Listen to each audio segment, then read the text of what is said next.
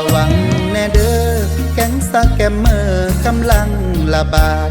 อย่าไปหลงเสื้อพวกมันเด็ดขาดเอาขอประกาศให้มีสติเห็นเบอร์เห็นเฟซขอให้สังเกตไต่ต้องให้ดีมีคนโทรหาแซดมาทุกทีคิดให้ทวนทีก่อนจะหับสายเบอร์เพื่อนสนิทหรือเบอร์ญาติมิตรอยู่ไกลอยู่ไกลโทรหรือแซดมาใส่ขอยืมเงินใส่ว่าจำเป็นหลายอย่าสลาใจเฝ้าโอนเงินให้พวกเขาง่ายๆถามเหตุและผลก่อนโอนก่อนใจจึงบ่เสียหายบ่หลงคนลวงหลายคนเสียหายย้อนความมักง่ายเฝ้าโอนเงินให้ย้อนความเห็นอกเห็นใจย้อนความฮักแพงกินแหนงซ้ำสวง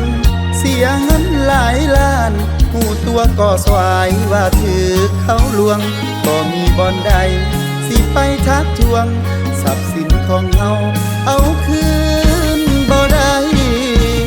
ระวังแน่เด้อพวกสแกมเมอร์มีหลายงูแบบ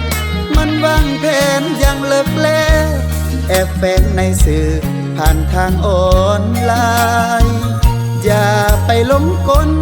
เข้าไปดาวน์โหลดข้อมูลสาสายเขาสิแฮกเอาข้อมูลเฮาง่ายสร้างความเสียหายทรัพย์สินเงินตา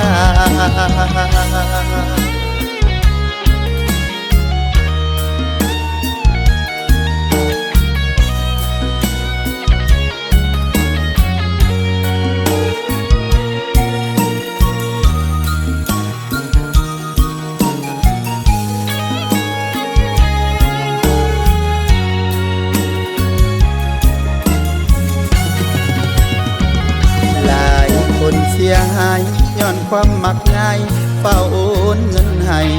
ย้อนความเห็นอกเห็นใจย้อนความฮักแพงกินแหนงซ้ำสวงเสียเงินหลายล้านหูตัวก็สวายว่าถือเขาลวงก็มีบ่อนใดสิไปทักทวงทรัพย์สินของเฮาเอาคืนบ่ได้ระวังแน่เด้อพวกสแกมเมอร์มีหลายงูแบบมันวางแผนอย่างเลิกแลแอบแฝงในสื่อผ่านทางออนไลน์อย่าไปหลงกลเข้าไปดาวน์โหลดข้อมูลสาสายเขาสิแฮกเอาข้อมูลเฮาง่ายสร้างความเสียหายทรัพย์สินเงินตา